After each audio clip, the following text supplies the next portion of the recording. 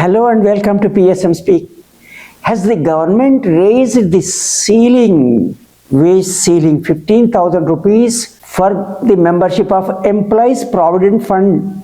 No, the government hasn't yet taken any decision so far, but is it going to take any decision? There are strong indications that the government is going to act on this and raise this. Particularly, the recent Supreme Court order. Dr. Naveen Prakash Nautiyal, a social activist, filed a writ, a public interest litigation, seeking upon the court direction to the government to enhance the 15,000 wage ceiling of Employees Provident Fund, which has not been increased since 2014, despite several changes elsewhere.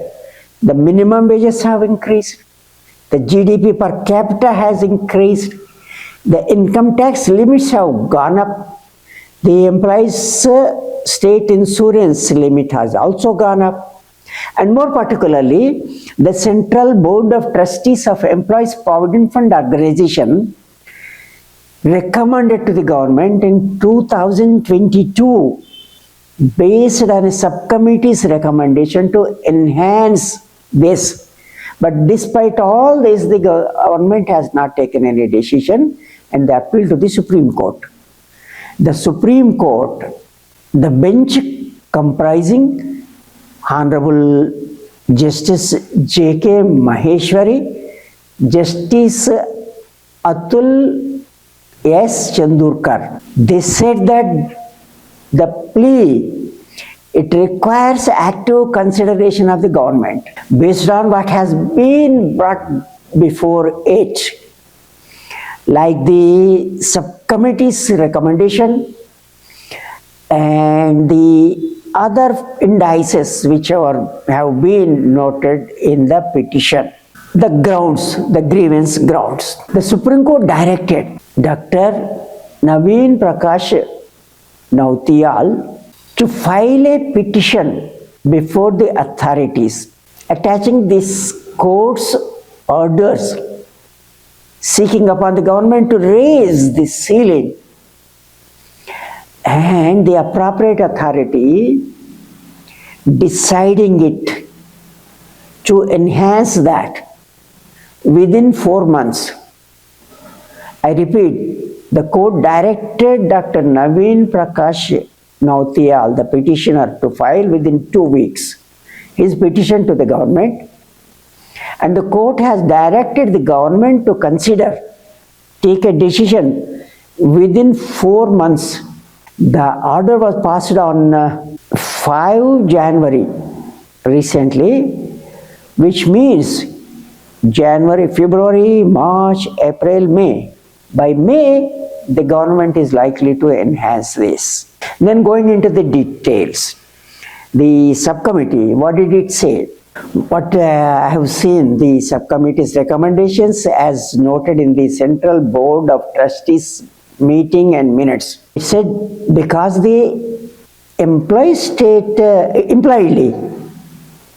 insurance corporation has raised, to align with that it has to be increased, though not immediately, which means 21,000 rupees, raising the limit from 15,000 rupees to 21,000 rupees. But there are claims that that 21,000 rupees is not sufficient. That was decided in 2017.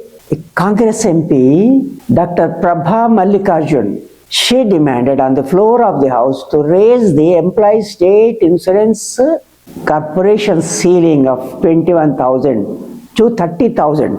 I wish to raise concern about the need to revise the wage ceiling under the ESI scheme.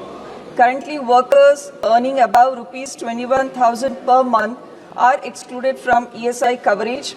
This limit has not been revised since 2017, despite rising wages and inflation resulting in the exclusion of lakhs of vulnerable workers from vital social protection. States like Karnataka have proposed scientific revisions to minimum wages with a draft notification suggesting monthly wages from rupees 19,000 to over rupees 34,000. I urge the government to expedite this process, raise the ESI ceiling to rupees 30,000 per month. Reverting to our Employees Provident Fund ceiling, an MP asked again in the Parliament whether the government is enhancing the ceiling from 15,000 to 30,000 rupees. The government is non-committal. The minister said that requires consultations with the stakeholders. The reasons, he said, the take-home salary of the employees comes down with the increase in their contribution on account of increasing the ceiling from 15,000 and above 15,000. Similarly, the employer's burden costs will increase. So we need to consult them, which means the government has not taken any decision. And to take a decision, consultations are essential. That's what has come from the government. Going to the specifics in the appeal before the court, what the Supreme Court has considered. The petitioner asked that there should be a mandatory mechanism for periodic increase, unlike the earlier times. In 2014, that was enhanced and there is no signs of increasing it. Earlier also they were increased. To begin with, in 1952, from 52 to 57, the ceiling was only 300 rupees. Then the government kept increasing on and off, not at any regular intervals.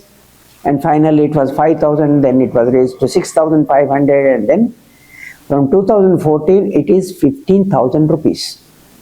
So instead of this, basing on the relevant economic indices, the government should enhance it periodically and annually. That is the demand.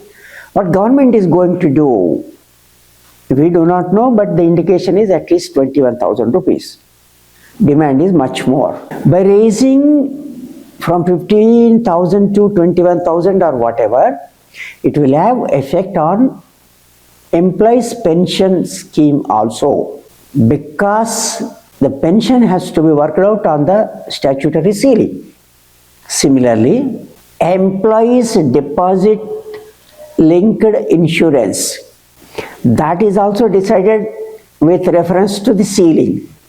So it will have impact on these other things too. And what we are demanding from this channel, as usual, we don't want any ceiling. The ceiling should be the actual salary of the employee. The basic and DA or whatever components that are taken for fixing the EPF contribution, total salary should be taken into account.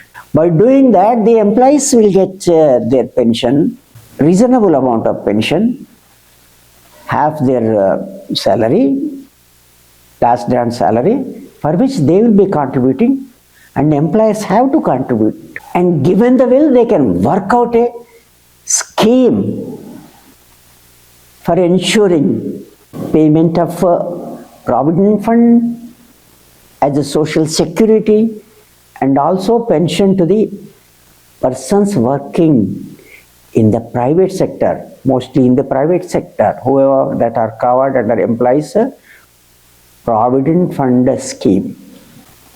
Are not private sector employees important? Majority of the employees are in the private sector. Only 6-7% are in the public sector, government sector.